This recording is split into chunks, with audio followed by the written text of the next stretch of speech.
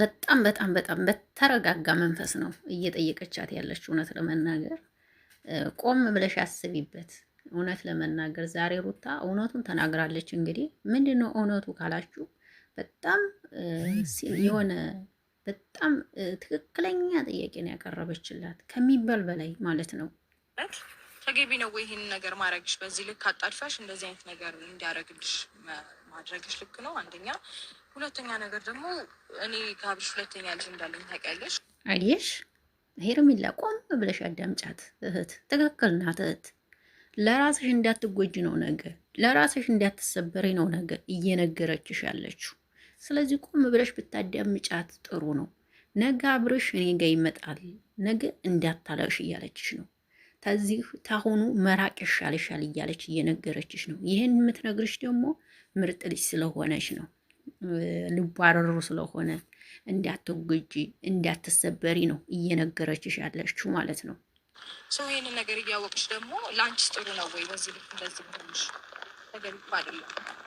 ትክክል ሄርሜላ፣ ቆም ብለሽ እኮ ግን እንዴ ሴት ስታስቢው እህት የሰራሽው ስራ ትክክል አይደለም። በቃ ቆም ብለሽ ስታስቢው ስታብሰለስዩ ራሱ ያደረግሽው ነገር የሰራሽው ነገር በጣም ትክክል አይደለም። እውነት እውነት ለእውነት እንፍረር ካልን ማለት ነው።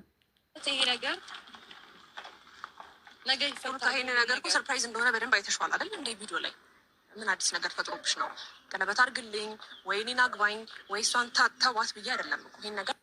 አንቺ እኮ እሷን ተዋት ምናምን አይደለም እኮ ከሱ ህይወት እኮ እኔ አንተ የልጅ አባት ነህ፣ ባለ ትዳር ነህ፣ የልጅ አባት ነህ። አሁንም ሁለተኛ ልጅ አለ።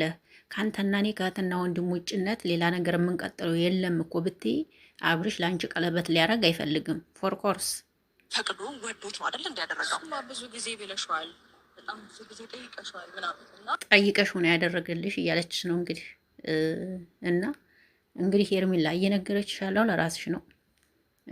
ጫው ለራስህ ብለህ ጣፍጥ ይላል ያገሬ ሰው።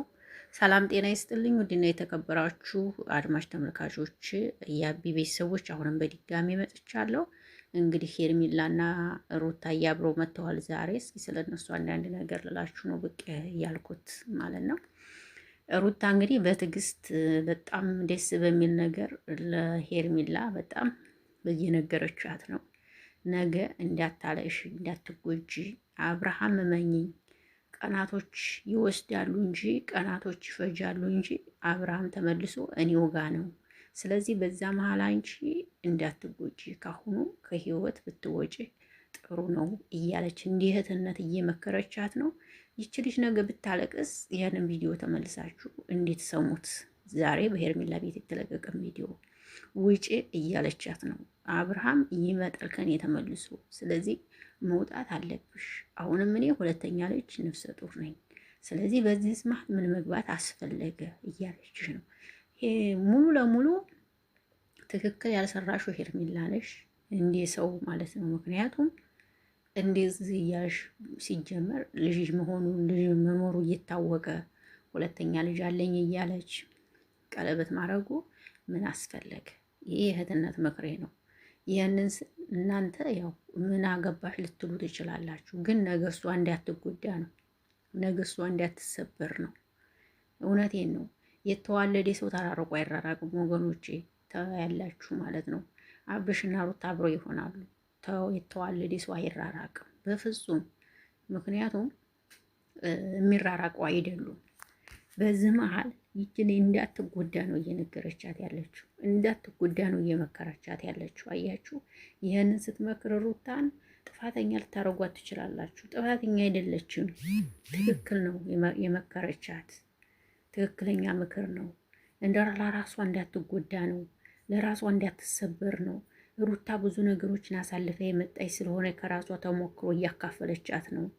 ነገ ምን አለች ትይኛለሽ፣ ዙረሽ ታመሰግኝኛለሽ እያለቻት ነው ማለት ነው። እና ሄርሜላ ከአሁኑ ከሰው ህይወት ብትወጪ እንደኔ በጣም አሪፍ ነው ባይ ነኝ። በቃ ይሄንን ነው የምመክርሽ። እልም ብለሽ ብትወጪ ከሰው ህይወት የተመረጠ ነው። አለቀ። ቀለበትሽን አውልቀሽ ሰተሽ በቃ አንተም ወደ ልጆች ትተመለስ፣ ልጆችህን አሳድግ፣ ከልጅህ እናት ጋር ታረቅ ብለሽ በፍቅር በሰላም ከሁሉም ኦዲየንሶችሽ ጋር ሰላምሽን ፈጥረሽ እሷንም ወደ አብርሽ አርገሽ ሰላምሽን ፈጥረሽ የራስሽን ስራ ከራስሽ ከሆነ ሰው ጋራ ብትመጪ በጣም የተመረጠ ነው ባይነኝ። እንዴኔ አለቀ። ይሄ ነው። እናንተስ ምን ትላላችሁ? ይህን ያልኩበት ምክንያት ታያላችሁ፣ አብርሽና ሄርሜላ አብረው አይሆኑም። ለማየት ያበቃችኋል። ትዳር ቀልድ አይደለም ውዶች፣ ትዳር ቀልድ አይደለም። ቤተሰብ ተዋውቆ ብዙ ነገር ተዳርጎ የተጋቡ ናችሁ። ሩታና አብርሽ መቼም ተለያይተው የሚለያዩ ሰዎች አይደሉም።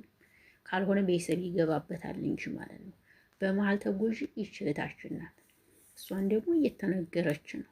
እየተነገረች ደግሞ አልሰማም ካለች እንግዲህ ምንም ማድረግ አይቻልም። ምከረው መከራ ይንከረው የሚባል ነገር አለ።